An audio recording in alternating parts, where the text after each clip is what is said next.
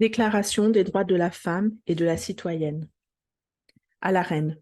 Madame, peu faite au langage que l'on tient au roi, je n'emploierai point l'adulation des courtisans pour vous faire l'hommage de cette singulière production. Mon but, madame, est de vous parler franchement. Je n'ai pas attendu pour m'exprimer ainsi l'époque de la liberté. Je me suis montré avec la même énergie dans un temps où l'aveuglement des despotes punissait une si noble audace. Lorsque tout empire vous accusait et vous rendait responsable de ces calamités, moi seul, dans un temps de trouble et d'orage, j'ai eu la force de prendre votre défense. Je n'ai jamais pu me persuader d'une princesse élevée au sein des grandeurs eut tous les vices de la bassesse. Oui, madame, lorsque j'ai vu le glaive levé sur vous, j'ai jeté mes observations entre ce glaive et la victime. Mais aujourd'hui que je vois qu'on observe de près la foule de mutins soudoyés et qu'elle est retenue par la crainte des lois, je vous dirai, madame, ce que je ne vous aurais pas dit alors. Si l'étranger porte le fer en France, vous n'êtes plus à mes yeux cette reine faussement inculpée, cette reine intéressante, mais une implacable ennemie des Français. Ah, madame, songez que vous êtes mère et épouse. Employez tout votre crédit pour le retour des princes. Ce crédit, si sagement appliqué, raffermit la couronne du père, la conserve au fils et vous réconcilie l'amour des Français. Cette digne négociation est le vrai devoir d'une reine. L'intrigue, la cabale, les projets sanguinaires précipiteraient votre chute, si l'on pouvait vous soupçonner capable de semblables desseins. Qu'un plus noble emploi, madame, vous caractérise, excite votre ambition et fixe vos regards. Il n'appartient qu'à celle que le hasard a élevée à une place éminente, de donner du poids à l'essor des droits de la femme et d'en accélérer le succès. Si vous étiez moins instruite, madame, je pourrais craindre que vos intérêts particuliers ne l'emportassent sur ceux de votre sexe.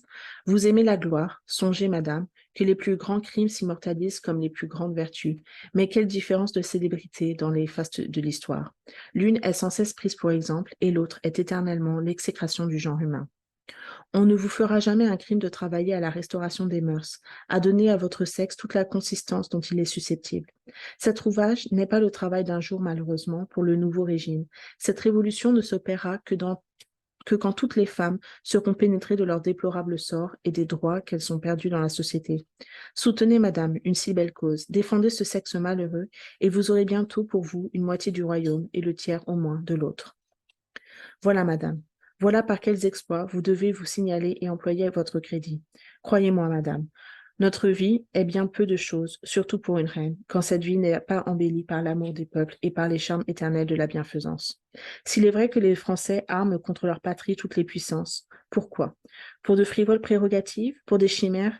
Croyez, madame, si j'en juge par ce que je sens, le parti monarchique se détruira par lui-même, qu'il abandonnera tous ses tyrans, et tous les cœurs se rallieront autour de la patrie pour la défendre. Voilà, madame, voilà quels sont mes principes. En vous parlant de ma patrie, je perds de vue le but de cette dédicace. C'est ainsi que tout bon citoyen sacrifie sa gloire, ses intérêts, quand il n'a pour objet que ceux de son pays. Je suis avec le plus profond respect, madame, votre très humble et très obéissante servante. Les droits de la femme. Homme, es-tu capable d'être juste? C'est une femme qui t'en a fait la question. Tu ne lui ôteras pas du moins ce droit. Dis-moi, qui t'a donné le souverain empire d'opprimer mon sexe? Ta force? Tes talents? Observe le Créateur dans sa sagesse. Parcours la nature dans toute sa grandeur, dont tu sembles vouloir te rapprocher, et donne-moi, si tu l'oses, l'exemple de cet empire tyrannique. Remonte aux animaux, consulte les éléments, étudie les végétaux, jette enfin un coup d'œil sur toutes les modifications de la matière organisée, et rends-toi à l'évidence quand je t'en offre les moyens. Cherche, fouille et distingue, si tu le peux, les sexes dans l'administration de la nature. Partout, tu les trouveras confondus, partout ils coopèrent avec un ensemble harmonieux à ce chef-d'œuvre immortel. L'homme seul est fagoté un prin- Désolé. L'homme seul s'est fagoté Hmm. L'homme seul s'est fagoté un principe de cette exception. Bizarre, aveugle, boursouflé de science et dégénéré, dans ce siècle de lumière et de sagacité, dans l'ignorance la plus crasse, il veut commander en despote sur un sexe qui a reçu toutes les facultés intellectuelles. Il prétend jouir de la révolution et réclamer ses droits à l'égalité pour ne rien dire de plus. Déclaration des droits de la femme et de la citoyenne. À décréter par l'Assemblée nationale dans ses dernières séances ou dans celle de la prochaine législature. Préambule. Les mères, les filles, les sœurs, représentants de la nation, demandent d'être constituées en Assemblée nationale, considérant que l'ignorance, l'oubli ou le mépris des droits de la femme sont les seules causes des malheurs publics et de la corruption des gouvernements.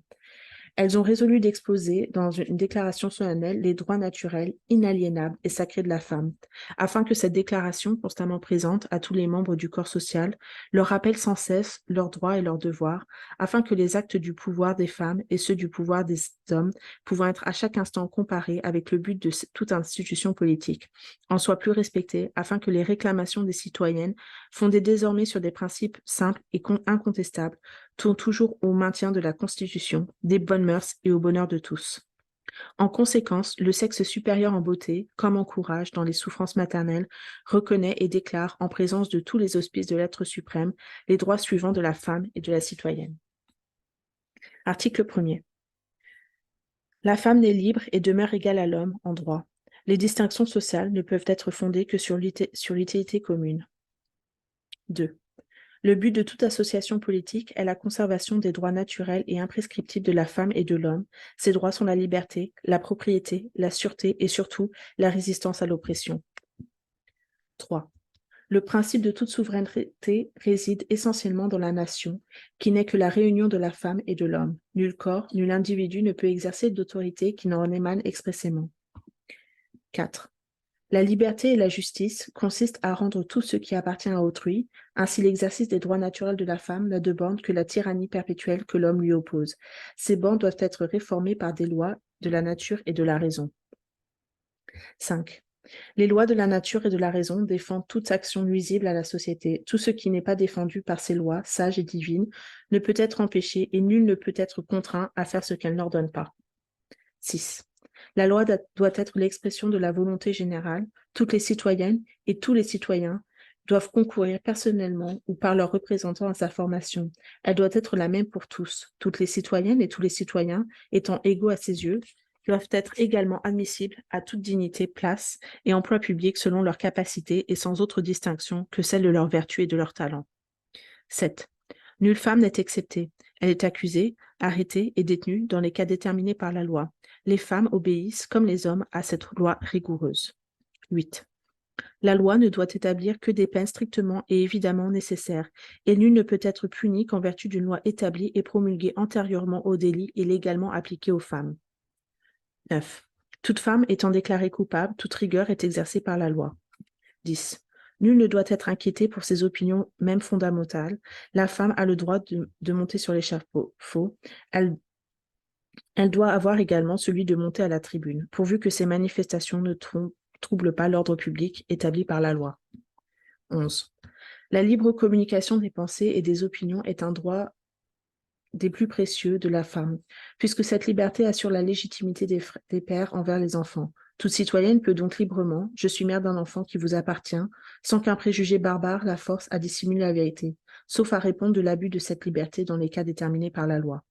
12. La garantie des droits de la femme et de la citoyenne nécessite une utilité majeure. Cette garantie doit être instituée pour l'avantage de tous et non pour l'utilité particulière de celle à qui elle est confiée. 13. Pour l'entretien de la force publique et pour les dépenses d'administration, les contributions de la femme et de l'homme sont égales. Elle a part à toutes les corvées, à toutes les tâches pénibles. Elle doit donc avoir de même part à la distribution des places, des emplois, des charges, des dignités et de l'industrie. 14.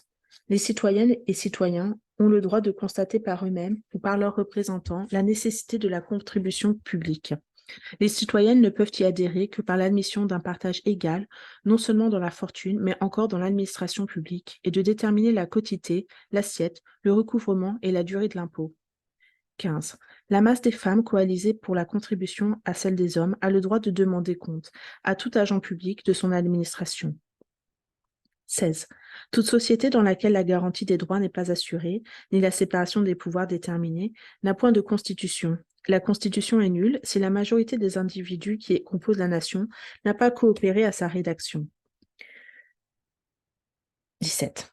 Les propriétés sont à tous les sexes réunis ou séparées. Elles sont pour chacun un droit inviolable et sacré. Nul ne peut en être privé comme vrai patrimoine de la nature, si ce n'est lorsque la nécessité publique, légalement constatée, l'exige évidemment, et sous la condition d'une juste et préalable indemnité.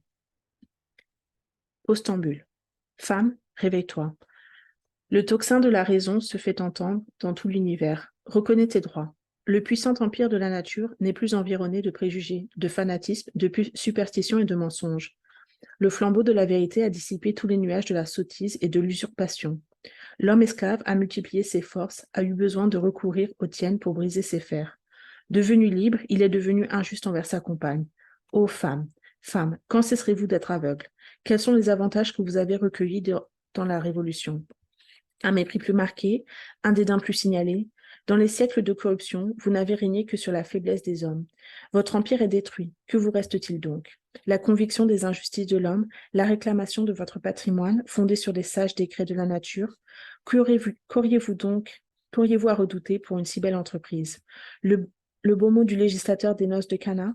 Craignez-vous que nos législateurs français, correcteurs de cette morale, longtemps accrochés aux branches de la politique, mais qui n'est plus de saison, ne vous répète: Femme, qu'y a-t-il de commun entre vous et nous? Tout. Auriez-vous à répondre? S'ils s'obstinaient dans leur faiblesse à mettre cette inconséquence en contradiction avec leurs principes. Opposez courageusement la force de la raison aux vaines prétentions de supériorité. Réunissez-nous Réunissez-vous sous les étendards de la philosophie. Déployez toute l'énergie de votre caractère et vous verrez bientôt ces orgueilleux, nos serviles adorateurs rampant à vos pieds, mais fiers de partager avec vous les trésors de l'être suprême.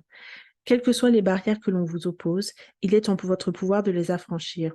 Vous n'avez qu'à le vouloir. Passons maintenant à l'effroyable tableau de ce que vous avez été dans la société, et puisqu'il est question en ce moment d'une éducation nationale, voyons si nos sages législateurs penseront sainement sur l'éducation des femmes. Les femmes ont fait plus de mal que de bien. La contrainte et la dissimulation ont été leur partage. Ce que la force leur avait ravi, la ruse leur a rendu. Elles ont eu recours à toutes les ressources de leur charme, et le plus irréprochable ne leur résistait. Le poison, le fer, tout leur était soumis. Elles commandaient au crime comme à la vertu. Le gouvernement français, surtout, a dépendu pendant des siècles de l'administration nocturne des femmes. Le cabinet n'avait point de secret pour leurs indiscrétions. Ambassades, commandements, ministères, présidences, pontificats, cardinalats, enfin tout ce qui caractérise la sottise des hommes profanes et sacrés, tout a été soumis à la cupidité et à l'ambition de ce sexe, autrefois méprisable et respecté, et depuis la Révolution, respectable et méprisé. Dans cette sorte d'antithèse, que de remarques n'ai-je point à offrir. Je n'ai qu'un moment pour les faire, mais ce moment fixera l'attention de la postérité la plus reculée. Sous l'Ancien Régime, tout était vicieux, tout était coupable. Mais ne pourrait-on pas apercevoir l'amélioration des choses dans la substance même des vices? Une femme n'avait besoin que d'être belle ou aimable. Quand elle possédait ces deux avantages, elle voyait sans fortune à ses pieds. Si elle n'en profitait pas, elle avait un caractère bizarre ou une philosophie peu commune, qui la portait au mépris des richesses. Alors, elle n'était plus considérée que comme une mauvaise tête. La plus indécente se faisait respecter avec de l'or. Le commerce des femmes était une espèce d'industrie reçue dans la première classe, qui désormais n'aura plus de crédit. S'il y en avait encore, la Révolution serait perdue, et sous de nouveaux rapports, nous serions toujours corrompus.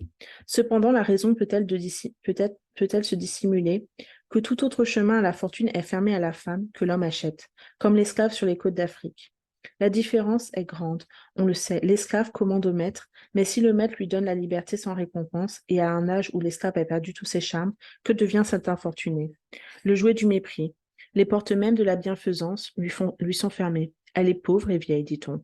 Pourquoi n'a-t-elle pas su se faire fortune? D'autres exemples encore plus touchants s'offrent à la raison. Une jeune personne sans expérience, séduite par un homme qu'elle aime, abandonnera ses parents pour le suivre. L'ingrat la laissera après quelques années, et plus elle aura vieilli avec lui, plus son inconstance sera inhumaine. Si elle a des enfants, il l'abandonnera de même. S'il est riche, il se croira dispensé de partager sa fortune avec ses nobles victimes.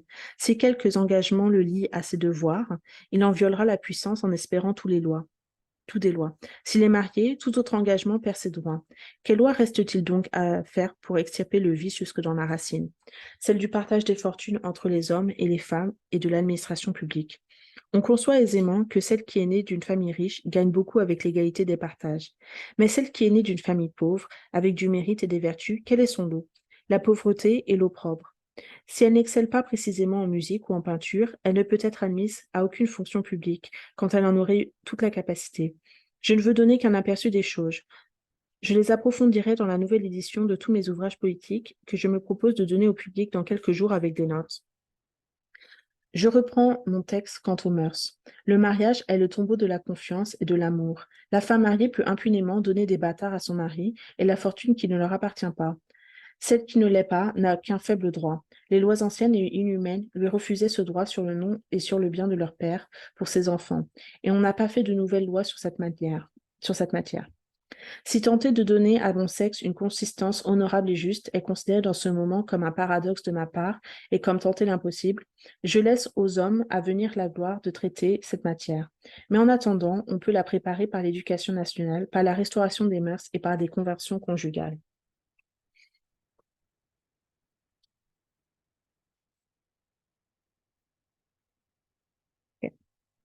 Forme du contrat social de l'homme et de la femme. Nous, N et N, mus par notre propre volonté, nous unissons pour le terme de notre vie et pour la durée de nos penchants mutuels aux conditions suivantes. Nous entendons et voulons mettre nos fortunes en communauté et nous réservons cependant le droit de les séparer en faveur de nos enfants et de ceux que nous pourrions avoir une inclination particulière. Reconnaissant mutuellement que notre bien appartient directement à nos enfants, de quelque lit qu'ils sortent, et que tous indistinctement ont le droit de porter le nom des pères et mères qui les ont avoués, et nous imposons de souscrire à la loi qui punit l'abnégation de son propre sang. Nous nous obligeons également, en cas de séparation, de faire le partage de notre fortune et de prélever la portion de nos enfants indiquée par la loi, et au cas d'union parfaite, celui qui viendrait à mourir se désisterait de la moitié de ses propriétés en faveur de ses enfants. Et si l'un mourait sans enfant, le survivant hériterait de droit, à moins que le mourant n'ait disposé de la moitié du bien commun en faveur de qui il jugerait à propos. Voilà à peu près la formule de l'acte conjugal dont je propose l'exécution. À la lecture de ce bizarre écrit, je vois s'élever contre moi les Tartuffes, les Bégueules, le clergé et toute la séquelle infernale. Mais combien il offrira aux sages de moyens moraux pour arriver à la perfectibilité d'un gouvernement heureux. J'en vais donner un peu de bon la preuve physique. Le riche épicurien sans enfant trouve fort bon d'aller chez son voisin pauvre augmenter sa famille. Lorsqu'il y aura une loi qui autorisera la femme du pauvre à faire adopter au riche ses enfants, les liens de la société seront plus resserrés et les mœurs plus épurées. Cette loi conservera peut-être le bien de la communauté et retiendra le désordre qui conduit tant de victimes dans les hospices de l'opprobre, de la bassesse et de la dégénération des principes humains, où depuis longtemps j'ai mis la nature. Que les détracteurs de la saine philosophie cessent donc de se récrier contre les mœurs primitives ou qu'ils aillent se perdre dans la source de leurs citations. Je voudrais encore une loi qui avantageât les veuves et les demoiselles trompées par les fausses promesses d'un homme à qui elles se seraient attachées. Je voudrais, dis-je, que cette loi forçât un inconstant à tenir ses engagements ou à une indemnité proportionnée à sa fortune. Je voudrais encore que cette loi fût rigoureuse contre les femmes, du moins pour celles qui auraient le front de recourir à une loi qu'elles auraient elles-mêmes enfreinte par leur inconduite, si la preuve en était faite. Je voudrais en même temps, comme je l'ai exposé dans Le bonheur primitif de l'homme en 1788, que les femmes publiques fussent placées dans des quartiers désignés. Ce ne sont pas les femmes publiques qui contribuent le plus à la dépravation des mœurs, ce sont les femmes de la société. En restaurant les dernières, on modifie les premières. Cette chaîne d'union fraternelle offrira d'abord le désordre, mais par les suites, elle produira à la fin un ensemble parfait. J'offre un moyen invincible pour élever l'âme des femmes, c'est de les joindre à tous les exercices de l'homme. Si l'homme s'obstine à trouver ce moyen impraticable, il partage sa fortune avec la femme, non à son caprice, mais par la sagesse des lois. Le préjugé tombe, les mœurs s'épurent, et la nature reprend tous ses droits. Ajoutez-y le mariage des prêtres. Le roi, raffermi sur son trône, et le gouvernement français ne sauraient plus périr. Il était bien nécessaire que je dise quelques mots sur les troubles que cause, dit-on, le décret en faveur des hommes de couleur dans nos îles. C'est là où la nature frémit d'horreur. C'est là où la raison et l'humanité n'ont pas encore touché les âmes endurcies. C'est là surtout où la division et la discorde agitent leurs habitants.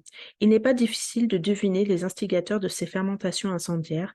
Il y en a dans le sein même de l'Assemblée nationale. Ils allument en Europe le feu qui doit embraser l'Amérique.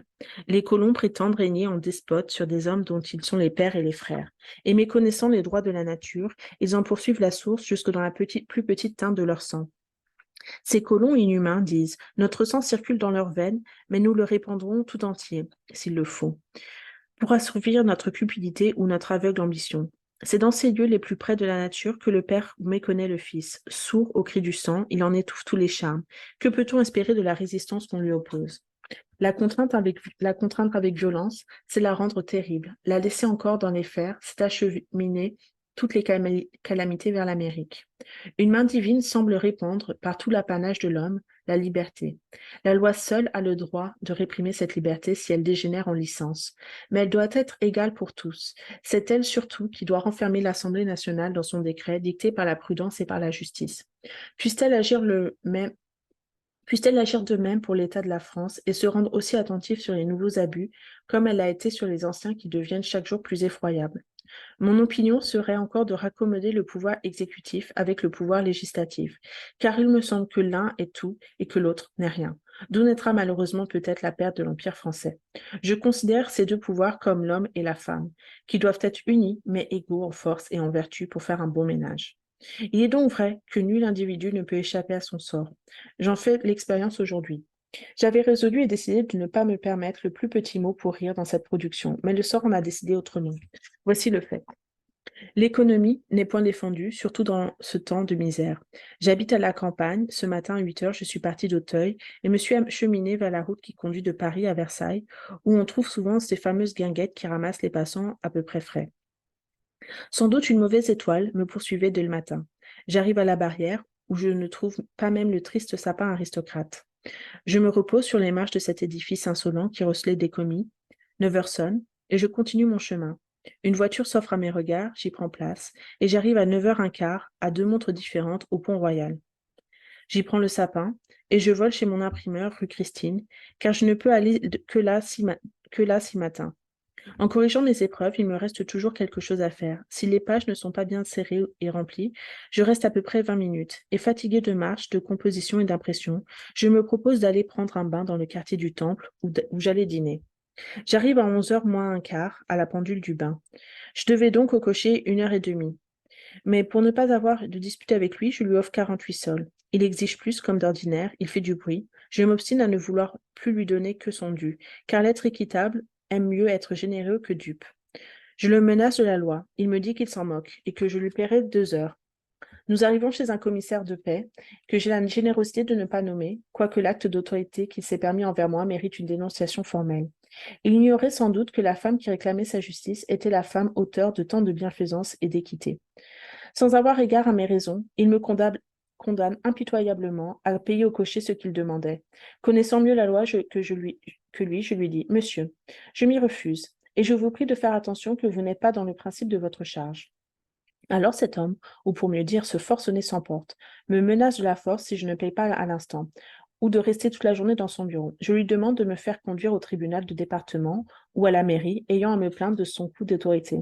Le grave magistrat, en redingote poudreuse et dégoûtante, comme sa conversation, m'a dit plaisamment, « Cette affaire ira sans doute à l'Assemblée nationale, cela se pourrait bien, lui dis-je. Et je m'en fus moitié furieuse et moitié riant du jugement de ce moderne bridoison en disant, c'est donc là l'espèce d'homme qui doit juger un peuple éclairé. On ne voit que cela. Semblables aventures arrivent indistinctement aux bons patriotes comme aux mauvais. Il n'y a qu'un cri sur les désordres des sections et des tribunaux. La justice ne se rend pas. La loi est méconnue, et comme la police se fait, Dieu sait comment, on ne peut plus retrouver des cochers à qui l'on confie des effets. Ils changent les numéros à leur fantaisie. Et plusieurs personnes, ainsi que moi, ont fait des pertes considérables dans les voitures. Sous l'Ancien Régime, quel que fût son brigandage, on trouvait la trace de ces pertes, en faisant un appel nominal des cochers et par inspection exacte des numéros. Enfin, on était en sûreté. Que font ces juges de paix? Que font ces commissaires, ces inspecteurs du nouveau régime? Rien que des sottises et des monopoles. L'Assemblée nationale doit fixer toute son attention sur cette partie qui embrasse l'ordre social. Le 14 décembre 1791.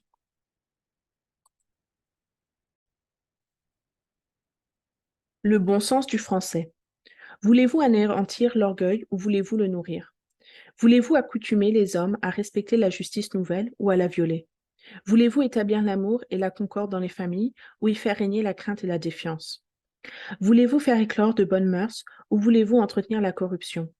Voulez-vous en un mot créer le bien ou propager le mal, faire naître le bonheur ou voir durer le malheur de la génération précédente? Si c'est le bien que vous voulez, hâtez-vous donc. Avant que vous fussiez nos représentants, la nation invoquait une loi. Elle l'avait articulée, il fallait régler, d'après la Constitution et sur son plan, le premier contrat, le plus important des contrats qui lient la race humaine. Un seul décret explicatif suffit pour abattre à la fois la cupidité, l'égoïsme, l'arrogance et pour enraciner l'égalité, la liberté, la douce sécurité, l'équité dans nos asiles. On vous égare, ô législateurs. On suspend dans vos esprits ce qui peut se différer sans crime, car la justice et l'humanité sont violées chaque jour. N'écoutez point les objections de l'Église et celles de la jurisprudence. Le peuple laisse derrière lui ses préjugés. Il a pour le flambeau la Constitution et la philosophie. Il vous demande un seul décret qui réduise en poudre les honteux vestiges de nos vieilles coutumes et qui arrête les légistes et les empêche d'opposer la barbarie des vieilles lois à la simplicité majestueuse de l'acte constitutionnel. Un décret qui fasse comprendre que l'égalité est entre les époux et les épouses, comme entre tous les individus français, qui assure à chacun sa propriété et leur permettent de se désunir sous l'inspection des tribunaux de famille, chargés de juger suivant les lumières de la raison, de la seule raison, et de veiller aux intérêts des enfants et aux arrangements de fortune. Hâtez-vous de faire respecter à nos tribunaux ce que le peuple respecte. Prononcez enfin l'anathème contre toute féodalité, contre toute usurpation de propriété, contre toute espèce de servage. Alors et bientôt s'élèverait au sein de la liberté, de l'égalité, une race d'hommes justes, fiers et partout invincibles. 17 février 1792.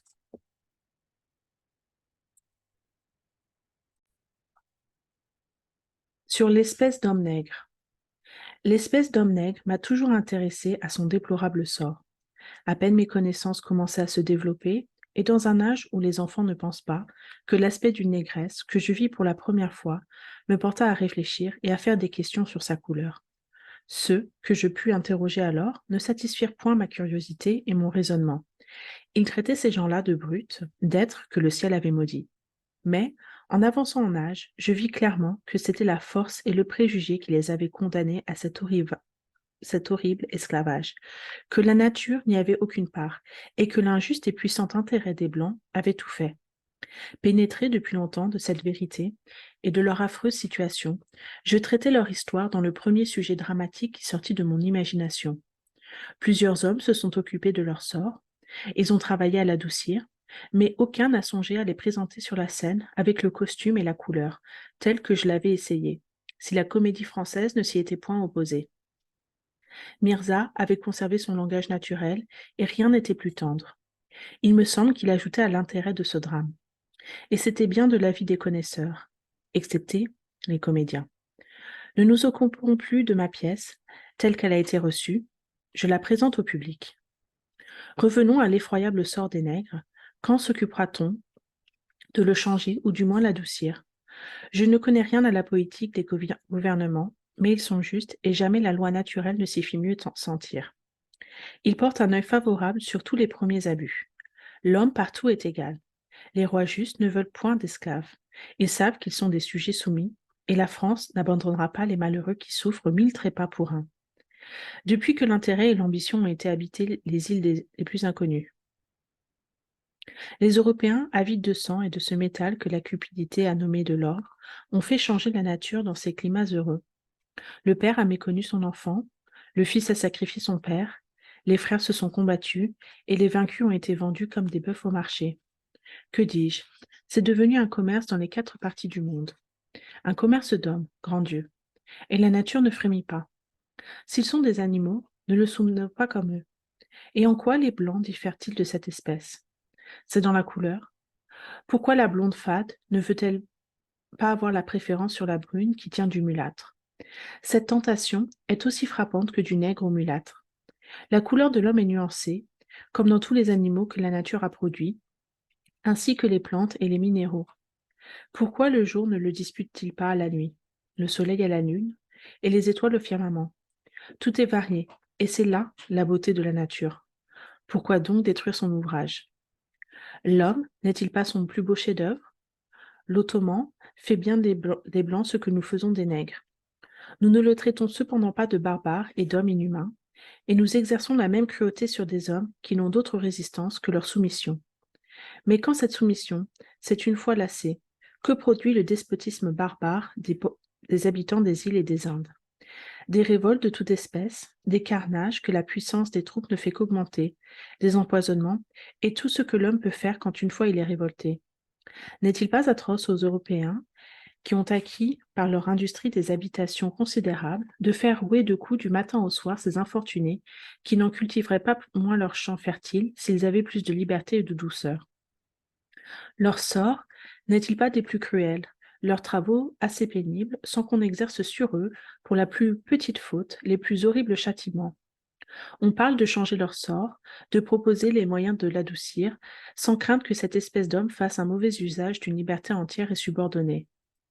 Je n'entends rien à la politique. On augure qu'une liberté générale rendrait les hommes nègres aussi essentiels que les blancs, qu'après les avoir laissés maîtres de leur sort, ils le soient de leur volonté, qu'ils puissent élever leurs enfants auprès d'eux.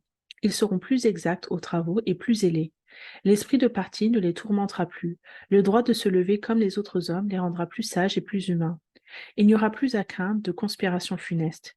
Ils seront les cultivateurs libres de leur contrée, comme les laboureurs en Europe. Ils ne quitteront point leurs champs pour aller chez les nations étrangères.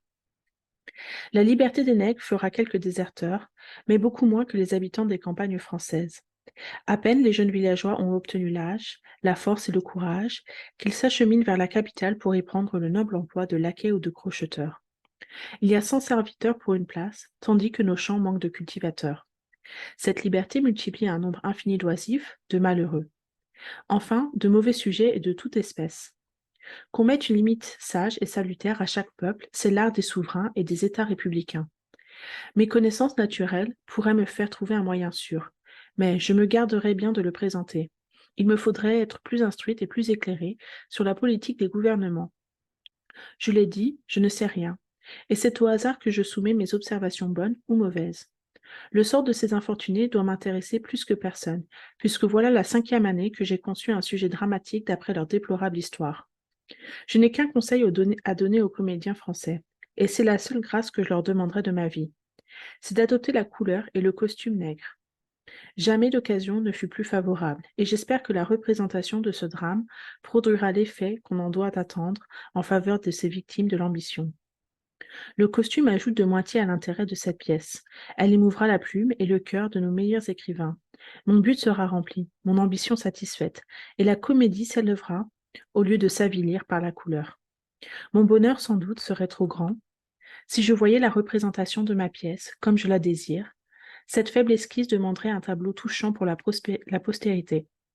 Les peintres qui auraient l'ambition d'y exercer leur pinceau pourraient être considérés comme les fondateurs de l'humanité la plus sage et la plus utile, et je suis sûre d'avance que leur opinion soutiendra la faiblesse de ce drame en faveur du sujet. Jouez donc ma pièce, mesdames et messieurs, elle a attendu assez longtemps son tour. La voilà imprimée. Vous l'avez voulu, mais toutes les nations avec moi vous en demandent la représentation persuadées qu'elles ne me démentiront pas. Cette sensibilité, qui ressemblerait à l'amour-propre chez tout autre que chez moi, n'est que l'effet que produit sur mon cœur toutes les clameurs publiques en faveur des hommes nègres. Tout lecteur qui a bien apprécié sera convaincu de cette vérité. Enfin, passez-moi ces derniers avis, ils me coûtent cher, et je crois à ce prix pouvoir les donner. Adieu, mesdames et messieurs.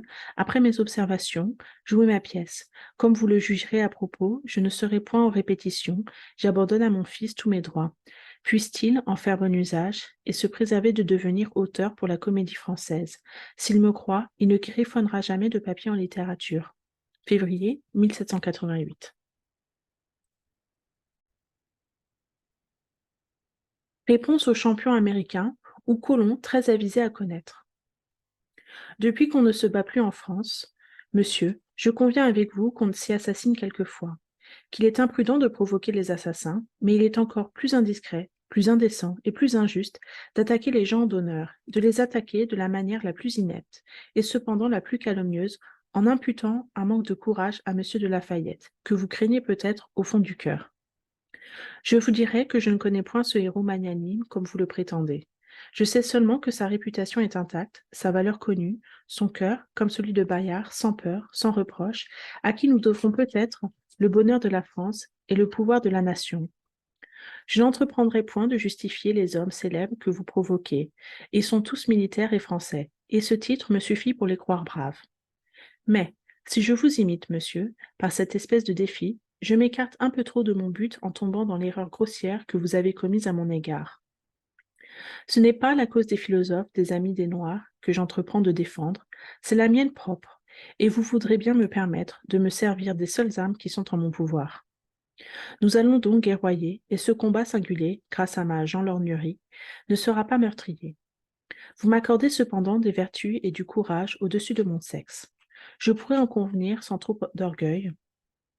Mais vous ne me prêtez pas moins gratuitement l'ambition de consulter sur la langue et sur mes faibles productions les académiciens, les savants gens de lettres et tout le sacré vallon qui protège plus d'un sot et dont je fais fort peu de cas, excepté les écrivains qui ont honoré les talents par l'honneur et la probité.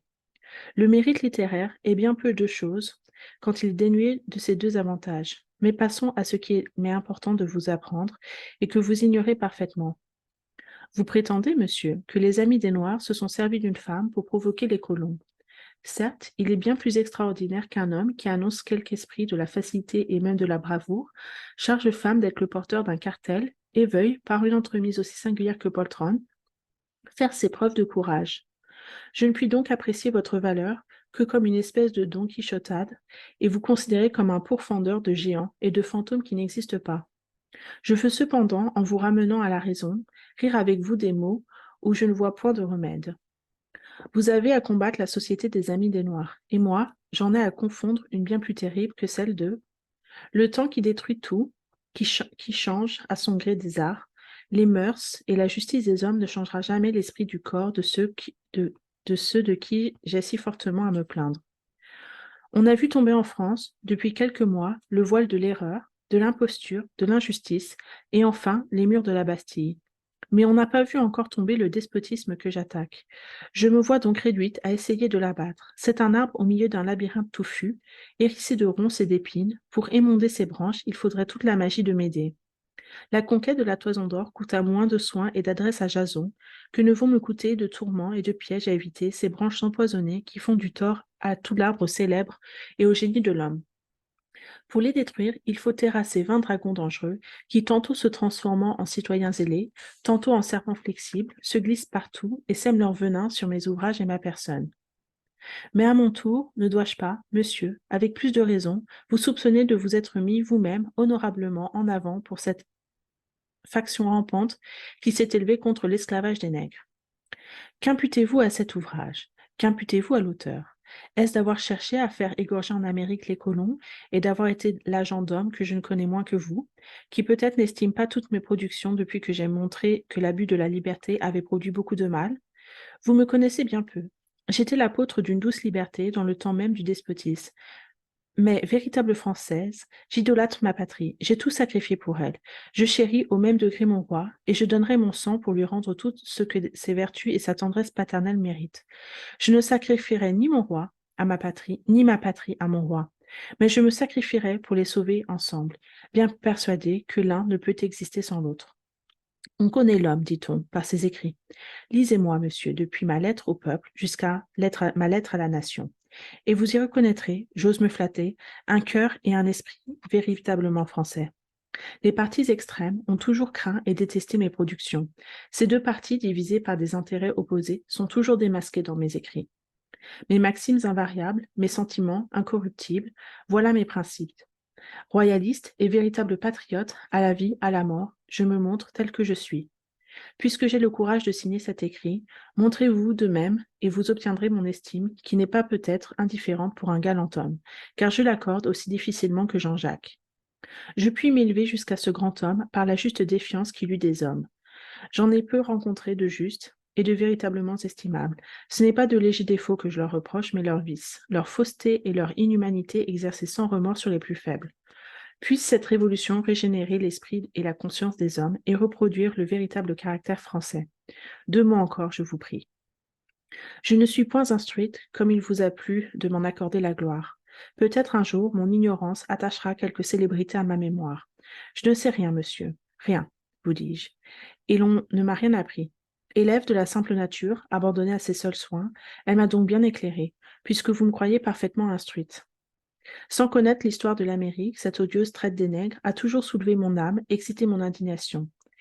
Les premières idées dramatiques que j'ai déposées sur le papier furent en faveur de cette espèce d'homme tyrannisé avec cruauté depuis tant de siècles. Cette faible production ne ressent peut-être un peu de trop d'un début dans la carrière dramatique. Nos grands hommes, même, n'ont pas tous commencé comme ils ont fini, et un essai mérite toujours quelque indulgence. Je puis donc vous attester, monsieur, que les amis des Noirs n'existaient pas quand j'ai conçu ce sujet, et vous deviez plutôt présumer, si la prévention ne vous eût pas aveuglé, que c'est peut-être d'après mon drame que cette société s'est formée, ou que j'ai eu l'heureux mérite de me rencontrer noblement avec elle. Puisse-t-il en former une plus générale et l'entraîner plus souvent à sa représentation. Je n'ai point voulu enchaîner l'opinion du public à mon patriotisme. J'ai attendu avec patience son heureux retour en faveur de ce drame. Avec quelle satisfaction je me suis entendu dire de toutes parts que les changements que j'avais faits répandaient sur cette pièce un grand intérêt qui ne pourra que s'augmenter quand le public va être instruit que, depuis 4 mois, j'ai dédié cet ouvrage à la nation et que j'en ai consacré le produit à la caisse patriotique, établissement dont j'ai présenté le projet dans ma lettre au peuple, publiée depuis 18 mois. Cette priorité m'autorise peut-être sans vanité à m'en regarder comme l'auteur. Cette brochure fit beaucoup de bruit dans le temps, fut de même critiquée, et le projet qu'elle offrait n'a pas été moins réalisé avec succès. Je devais vous instruire, ainsi que le public, de ces faits qui caractérisent l'amour que j'ai pour le véritable caractère français et les efforts que je fais pour sa conservation. Je ne doute pas que la Comédie, touchée de ces actes de zèle, ne conspire à donner des jours favorables à la représentation de ce drame, auquel je ne puis me dissimuler qu'elle s'intéresse infiniment. Elle m'en a donné des preuves que je ne puis révoquer en doute. L'auteur, la Comédie et le public contribueront ensemble, en multipliant les plaisirs, à grossir les fonds de la caisse patriotique, qui peut seule sauver l'État si tous les citoyens reconnaissent cette vérité. Je dois encore observer que dans ces représentations patriotiques, plusieurs personnes ont payé souvent au-dessus de leur place. Si celle-ci produit la même disposition de cœur, il faudra distinguer les profits de la caisse patriotique des droits de la comédie. Une liste exacte remise à la nation de la part des comédiens donnera la preuve de l'ordre et du zèle de ces nouveaux citoyens. J'espère, monsieur, et j'ose m'en flatter, que d'après les éclaircissements que je vous donne sur l'esclavage des nègres, vous ne le poursuivrez plus et que vous deviendrez au contraire le zélé protecteur de ce drame en le faisant même représenter en Amérique. Il ramènera toujours les hommes noirs à leurs devoirs, en attendant des colons et de la nation française l'abolition de la traite et d'un sort plus heureux. Voilà les dispositions que j'ai montrées dans cet ouvrage. Je n'ai point prétendu, d'après les circonstances, en faire un flambeau de discorde, un signal d'insurrection. J'en ai au contraire depuis adouci les faits. Pour peu que vous doutiez de cette assertion, lisez, je vous prie, L'heureux naufrage, imprimé depuis 3 ans. Et si j'ai fait quelque allusion à des hommes chers à la France, ces allusions ne sont point nuisibles à l'Amérique. C'est ce dont vous serez convaincu à la représentation de cette pièce, si vous voulez me faire l'honneur d'y venir. C'est dans ce doux espoir que je vous prie de me croire, monsieur, malgré notre petite discussion littéraire suivant le protocole vécu, votre très humble servante, le 18 janvier 1790.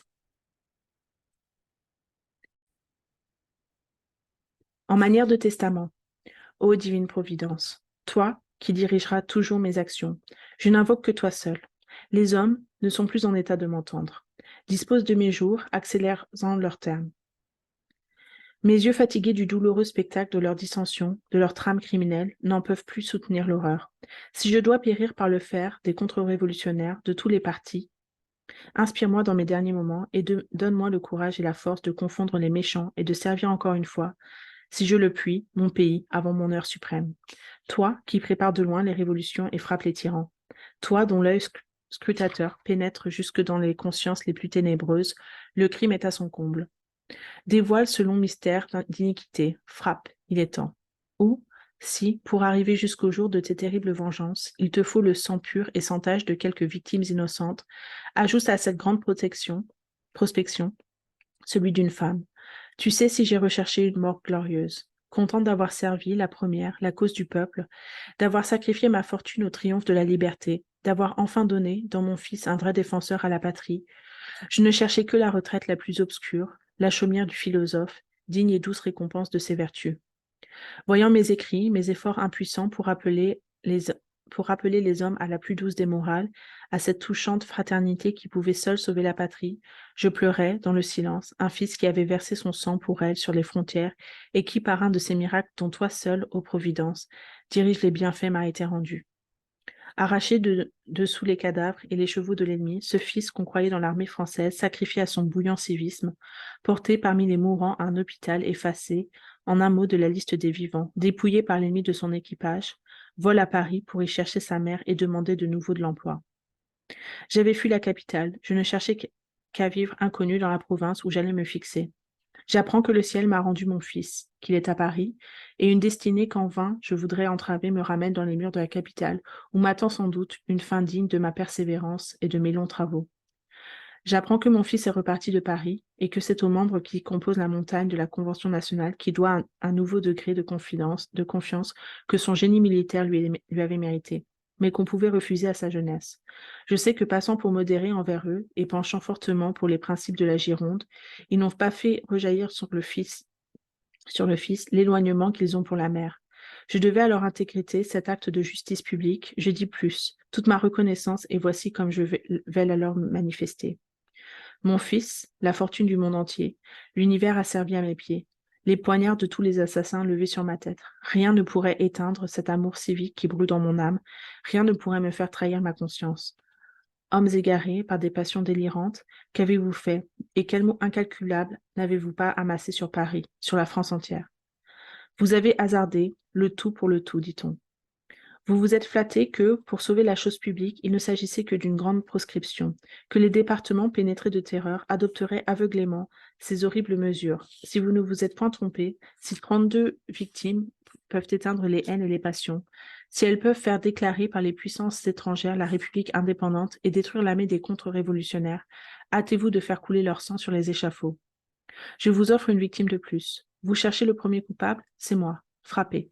C'est moi qui, dans ma défense officieuse, pour Louis Capet, ai prêché, en vraie républicaine, la clémence des vainqueurs pour un tyran détrôné. C'est moi qui ai donné l'idée de l'appel au peuple. C'est moi, enfin, qui voulais, par cette grande mesure, briser tous les sceptres, régénérer les peuples et tarir les ruisseaux de sang qui coulaient depuis cette époque pour cette cause. Voilà mon crime. Français, il est temps de l'expier au milieu des bourreaux. Mais si, par un dernier effort, je puis encore sauver la chose publique, je veux que, même en m'immolant à leur fureur, mes sacrificateurs envient mon sort. Et si les Français un jour sont désignés à la postérité, peut-être ma mémoire égalera celle des Romaines. J'ai tout prévu, je sais que ma mort est inévitable, mais qu'il est glorieux, qu'il est beau pour une âme bien née, quand une mort ignominieuse menace tous les bons citoyens de mourir pour la patrie expirante. Je n'accuse directement personne, mais enfin, que ferez-vous, que deviendrez-vous, homme de sang, si les départements s'élèvent contre Paris et s'arment pour la défense des dépôts sacrés qu'ils vous ont confiés dans la personne et leur mandataire? Vous exaspérez le peuple qui, dans son aveuglement, ira les immoler et satisfaire à votre vengeance. Mais échapperez-vous après ce crime à ce peuple revenu de son égarement, à ce retour de l'opinion publique sur laquelle vous avez échafaudé vos criminelles espérances? Non. Je crois le voir, ce peuple, tel qu'on nous peint l'être suprême au jugement dernier, terrible dans sa justice. Vous demandez compte du sang que vous lui aurez fait verser et du péril éminent où vos fureurs l'auront enchaîné. Ah, s'il en est temps encore, hommes égarés, car je ne puis m'adresser qu'à ceux qui n'ont que la tête perdue, mettez un frein à vos haines et à vos vengeances. Pour ces âmes abjectes, vendues aux puissances étrangères, et qui la torche et le fer à la main, prêchant le républicanisme, nous conduisent évidemment au plus horrible esclavage, leur supplice un jour égalera leur forfait. C'est donc à vous, dis-je, citoyens égarés, d'ouvrir les yeux sur la ruine prochaine de votre malheureuse patrie, d'arrêter ces torrents destructeurs débordés de toutes parts vers cette cité. Et vous, représentants de la nation, qui pour sauver la chose publique de Paris, n'avez point par cette mesure sauvé celle de la France entière. Vous avez sacrifié 32 de vos dignes collègues à des haines personnelles qui bientôt vous demanderont des actes d'accusation sans pouvoir citer un seul fait contre les accusés. Savez-vous ce qu'il vous reste à faire si persuadé de leur innocence, un crime plus unique peut vous forcer à rendre ces affreux décrets contre votre conscience, surpasser, s'il se peut, les Romains encouragent en vertu. Rappelez ces victimes dans votre sein et présentez vos têtes au peuple. Revêtus de la souveraineté nationale, quels coups pourront aller jusqu'à vous? Et si par un de ces forfaits inconnus au monde, les furieux parvenaient à se faire un passage sur les corps mourants des bons citoyens qui s'armeront pour vous défendre, mourrez du moins dignes de nos justes regrets et de l'admiration de la postérité. Et vous, victime du plus noir des forfaits, digne de la première liberté de Rome après l'exil des Tarquins, qui pourra se retracer vers votre fermeté, votre soumission aux lois, sans vous placer aux côtés des Brutus, des Catons, etc. Je vois la postérité s'arrêter sur ces pages de l'histoire, où vos noms seront tracés et verser des larmes d'admiration quand elle apprendra que, transporté de cet héroïsme républicain au milieu de la terreur et des menaces, vous avez volé à l'envie à la tribune pour offrir votre tête au peuple et faire le sacrifice d'une vie sans tache à la chose publique. Combien je me sens aussi transporté de ce même héroïsme qui épure le courage et fait pâlir les assassins. Oui, tout m'annonce que c'est dans la même mort qui vous attend, que je trouverai la récompense de mes vertus civiques. Combien je m'enorgueillis de prendre votre défense et de mourir comme vous, en vraie républicaine. Vous que la France réclame, sur lesquels la majorité des citoyens de Paris gémit, et qu'aucun d'eux n'ose défendre, recevez cette preuve de mon courage et de l'estime que j'ai vouée à tous les hommes que je crois vertueux. Mais puisque je suis assez heureuse, avant ma mort, pour me faire connaître à mes concitoyens, je vais en peu de mots leur rendre un compte exact de ma conduite et de ma fortune. Que les intrigants qui dilapident si effrontément les trésors de la République donnent comme moi un tableau exact de leurs actifs et de leurs passifs, et alors le peuple verra clair, et saura distinguer les vrais amis de ses ennemis. En 1788, je possédais encore 50 000 livres, que j'avais placés dans une maison connue, et un mobilier d'environ 30 000 livres. Il me reste en tout 15 000 ou 16 000 livres au plus. On trouvera chez Momé, notaire, mon contrat de remboursement et le compte exact de 40 000 livres que j'ai dépensés pour la cause populaire. Mes dons, dans le grand hiver, mes écrits qui répandirent toute la bienfaisance qui s'opéra alors, mes projets d'ateliers publics pour les ouvriers, mes impôts volontaires, mes dons patriotiques, mon nom étranger aux livres de pension, aux listes civiles, ma droiture, mon désintéressement, enfin les preuves les plus exactes que chez les notaires, dans les procès-verbaux et dans les papiers publics depuis 1788. Tout apprendra à mes concitoyens que, si je n'ai pas cherché la gloire ni les récompenses, ma conduite n'en fut que plus pure et plus éclatante. En vain les intrigants m'accuseront-ils d'être d'intelligence avec eux, qu'ils appellent girondistes. Ils savent trop que je n'ai aucun rapport public ni particulier avec aucun, si ce n'est la conformité de bons principes. C'est la vérité. Et si le Dieu des consciences, tel que je me le figure, est le seul Dieu que les hommes doivent adorer, je verrai un jour cette vérité triompher de l'imposture. Ou si je suis privé de cette jouissance, mes concitoyens, après moi, me rendront justice. Et jamais il n'entrera dans ma tête que les hommes qu'on a voulu envelopper dans une affreuse proscription, fussent les complices des tyrans couronnés, eux qui périraient les premiers sur l'échafaud de ces tyrans, l'emporteraient sur nos efforts républicains. Mais ils ont des talents, des vertus et du caractère. Voilà leur crime. Qu'on m'en prouve d'autres, et je serai la première à faire leur procès. Hélas, à peine je peux concevoir ce que je vois après ce que j'ai entendu. Oui, j'ai entendu des hommes semblables à cet odieux Dumouriez combattre mon républicanisme, me dire qu'il était impossible qu'il se soutint en France, qu'un roi, un protecteur, un maître, en un mot, était indispensable à la turbulence française. Et je vois ces mêmes hommes acharnés à traiter de factieux les sages de la République. Comment est-il possible de prêcher avec véhémence ce qu'on ne pense pas? Comment peut-on, avec tant d'audace, tromper le peuple et mettre sur le compte d'autrui les résultats de ses propres crimes? Si ces hommes dominent, c'est en fait de la liberté et de l'égalité. La tyrannie s'avance à pas de géant par nos dissensions. Citoyens, vous pouvez me donner la mort, mais vous rappellerez malgré vous mes prédictions et mes vertus civiques. Il est temps de faire l'énumération de mes legs, qui ne seront peut-être pas indifférents à la société, et dans lesquels je me permettrai un peu de cette gaieté que j'ai toujours mise dans tout ce qui me concerne. Je lègue mon cœur à la patrie, ma probité aux hommes, s'ils en ont besoin, mon âme aux femmes. Je ne leur fais pas un don indifférent, mon génie créateur aux auteurs dramatiques. Il ne leur sera pas utile, surtout ma logique théâtrale aux fameux Chesnay, mon désintéressement aux ambitieux, ma philosophie aux persécutés, mon esprit aux fanatiques, ma religion aux athées, ma gaieté franche aux femmes sur le retour, et tous les pauvres débris qui me restent d'une fortune honnête à mon héritier naturel, à mon fils, s'il me survit. Quant à mes pièces de théâtre en manuscrit, on en trouvera quelques centaines, je les donne à la Comédie Française. Si par son art magique et sublime, elle croit après ma mort mes productions dignes de figurer sur son théâtre, c'est assez lui prouver que je rends justice à son talent, inimitable. J'aurais voulu, avant ma mort, laisser un extrait d'une vie bien intéressante, par la bizarrerie de mon étoile depuis ma naissance. Mais si le sort a destiné à mes jours une fin prompte et glorieuse, je laisserai à deviner aux hommes sensibles s'il en est encore. Ce, ce que peut ce que peut avoir éprouvé une victime du fanatisme qui avait les droits à la fortune et au nom d'un père célèbre. Français, voici mes dernières paroles. Écoutez-moi dans cet écrit et descendez dans les fonds de votre cœur. Y reconnaissez-vous les vertus sévères et le désintéressement des républicains? Répondez. Qui de vous ou de moi chérit et sert le mieux la patrie? Vous êtes presque tous de mauvaise foi. Vous ne voulez ni la liberté, ni la parfaite égalité. L'ambition vous dévore, et ce vautour qui vous ronge et vous déchire sans relâche vous porte au comble de tous les excès. Peuple aimable, devenu trop vieux, ton règne est passé.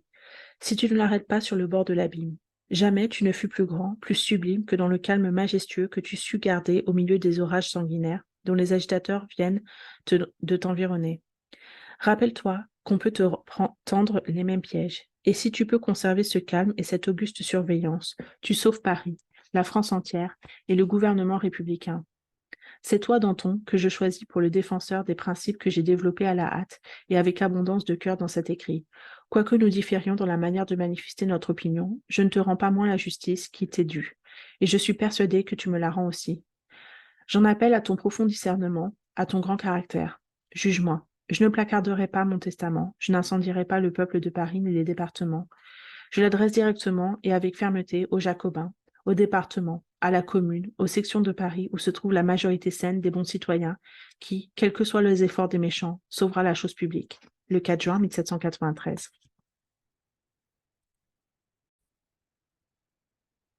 Adresse au tribunal révolutionnaire. Tribunal redoutable, devant lequel frémit le crime et l'innocence même, j'invoque ta rigueur si je suis coupable, mais écoute la vérité. L'ignorance et la mauvaise foi sont enfin parvenus à me traduire devant toi. Je ne cherchais pas cet éclat. Contente d'avoir servi dans l'obscurité la cause du peuple, j'attendais avec modestie et fierté une couronne distinguée que la postérité seule peut donner à juste titre à ceux qui ont bien mérité de la patrie.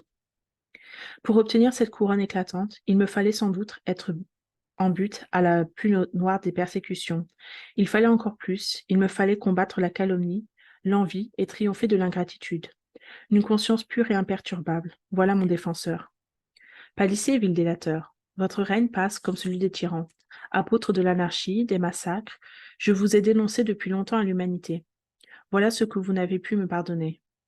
Vieux esclaves des préjugés de l'Ancien Régime, valets gagés de la cour, républicains de 4 jours, il vous sait bien d'inculper une femme née avec un grand caractère et une âme vraiment républicaine. Vous me forcez à tirer vanité de ces avantages, dons précieux de la nature, de ma vie privée et de mes travaux patriotiques. Les tâches que vous avez imprimées à la nation française ne peuvent être lavées que par votre sang, que la loi fera bientôt couler sur l'échafaud. En me précipitant dans les cachots, vous avez prétendu vous défaire d'une surveillante nuisible à vos complots. Frémissez, tyran moderne. Ma voix se fera entendre du fond de mon sépulcre. Mon audace vous met à faire. C'est avec le courage et les armes de la probité que je vous demande compte de la tyrannie que vous exercez sur les vrais soutiens de la patrie. Et vous, magistrat qui allez me juger, apprenez à me connaître. Ennemi de l'intrigue, loin des systèmes, des partis qui ont divisé la France au milieu du choc des passions. Je me suis frayé une route nouvelle. Je n'ai vu que d'après mes yeux. Je n'ai servi mon pays que d'après mon âme. J'ai bravé les sots, j'ai frondé les méchants et j'ai sacrifié ma fortune entière à la Révolution. Quel est le mobile qui a dirigé les hommes qui m'ont impliqué dans une affaire criminelle, la haine et l'imposture? Robespierre m'a toujours paru un ambitieux sans génie, sans âme. Je l'ai vu toujours prêt à sacrifier la nation entière pour parvenir à la dictature. Je n'ai pu supporter cette ambition folle et sanguinaire, et je l'ai poursuivi comme j'ai poursuivi les tyrans. La haine de ce lâche ennemi s'est cachée longtemps sous la cendre, et depuis, lui et ses adhérents attendaient avec avidité le moment favorable de me sacrifier à sa vengeance. Les Français, sans doute, n'ont pas oublié ce que j'ai fait de grand et d'utile pour la patrie. J'ai vu depuis longtemps le péril imminent qui la menace, et j'ai voulu par un nouvel effort la servir. Le projet des 3 urnes développé dans un placard m'a paru le seul moyen de la sauver. Et ce projet est le prétexte de ma détention. Les lois républicaines nous promettaient qu'aucune autorité illégale ne frapperait des citoyens. Cependant, un acte arbitraire, tel que les inquisiteurs, même de l'Ancien Régime, aurait rougi d'exercer sur les productions de l'esprit humain, vient de me ravir ma liberté au milieu d'un peuple libre. À l'article 7 de la Constitution, la liberté des opinions et de la presse n'est-elle pas consacrée comme le plus précieux patrimoine de l'homme? Ces droits, ce patrimoine, la Constitution même, ne serait-il que des phrases vagues et ne présenterait-il que ces sens illusoires? Hélas, j'en fais la triste expérience. Républicains, écoutez-moi jusqu'au bout avec attention. Depuis un mois, je suis au fer. J'étais déjà jugé avant d'être envoyé au tribunal révolutionnaire par le Sanhédrin de Robespierre, qui avait décidé que dans 8 jours, je serais guillotiné. Mon innocence, mon énergie et l'atrocité de ma détention ont fait faire sans doute à ce conciliabule de sang de nouvelles réflexions. Il a senti qu'il n'était pas aisé d'inculper un être tel que moi et qu'il lui serait difficile de se laver d'un semblable attentat. Il a trouvé plus naturel de me faire passer pour folle, folle ou raisonnable. Je n'ai jamais cessé de faire le bien de mon pays. Vous n'effacerez jamais ce bien. Et malgré vous, votre tyrannie même le transmettra en caractère ineffaçable chez les peuples les plus reculés. Mais ce sont vos actes arbitraires et vos cyniques atrocités qu'il vous faut dénoncer à l'humanité et à la postérité. Votre modification de mon arrêt de mort produira un jour un sujet de drame bien intéressant. Mais je continue de te poursuivre, caverne infernale, où les furies vomissent à grands flots le poison de la discorde et que tes énergumènes vont semer dans toute la République et produire la dissolution entière de la France. Si les vrais républicains ne se rallient pas autour de la statue de la liberté, Rome au fer n'eut qu'un Néron et la France libre en naissant. Citoyens, ouvrez les yeux et ne perdez pas de vue ce qui suit. J'apporte moi-même mon placard chez l'afficheur de la commune qui en demanda la lecture. Sa femme, que je comparais dans ce moment à la servante de Molière, souriait et faisait des signes d'approbation pendant le cours de cette lecture. Il est bon, dit-elle, je l'afficherai demain matin. Quelle fut ma surprise le lendemain? Je ne vis pas mon affiche. Je fus chez cette femme lui demander le motif de ce contretemps. Son ton et sa réponse grotesque m'étonnèrent bien davantage. Elle me dit que je l'avais trompée et que mon affiche gazouillait bien différemment hier qu'elle ne gazouille aujourd'hui. C'est ainsi, me disais-je, que les méchants parviennent à corrompre le jugement saint de la nature. Mais ne désirant que le bien de mon pays, je me portais à dire à cette femme que je ferais un auto-da-fé de mon affiche si quelque personne capable d'en juger lui eût dit qu'elle pouvait nuire à la chose publique. Cet événement m'ayant fait faire quelques réflexions sur la circonstance heureuse qui paraissait ramener les départements, m'empêcha de publier cette affiche. Je la fis passer au comité de salut public. Je lui demandai son avis, que j'attendais sa réponse pour en disposer. 2 jours après, je me vis arrêté et traîné à la mairie, où je trouvai le sage, le républicain, l'impassible magistrat Marino. Toutes ces rares qualités perdues indispensables de l'homme en place disparurent à mon aspect. Je ne vis plus qu'un lion rugissant, un tigre déchaîné, un forcené sur lequel un raisonnement philosophique n'avait fait qu'irriter les passions. Après avoir attendu 3 heures en public, son arrêt, il dit en inquisiteur à ses sbires, conduisez madame au secret et que personne au monde ne puisse lui parler. La veille de mon arrestation, j'avais fait une chute, je m'étais blessé à la jambe gauche. J'avais la fièvre et mon indignation ne contribua pas peu à me rendre la plus infortunée des victimes. Je fus renfermé dans une mansarde de 6 pieds de long, sur 4 de large, où se trouvait placé un lit.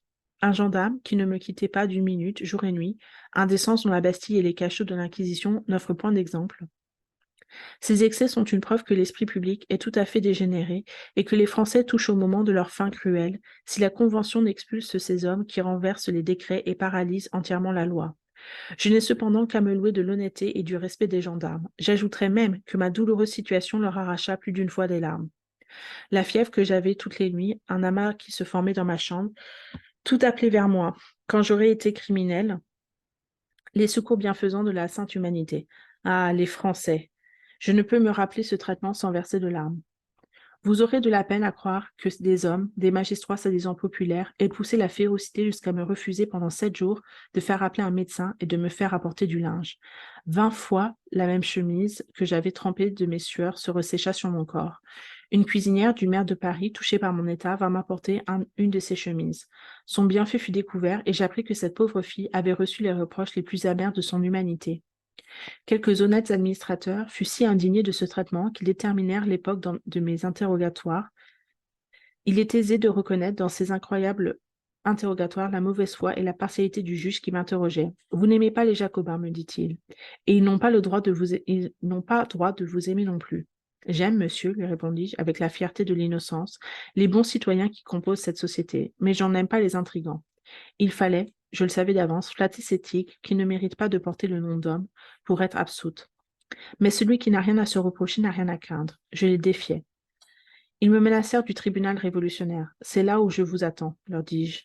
Il fallut mettre les scellés sur mes papiers. Le 9e jour, je fus conduite chez moi par 5 commissaires.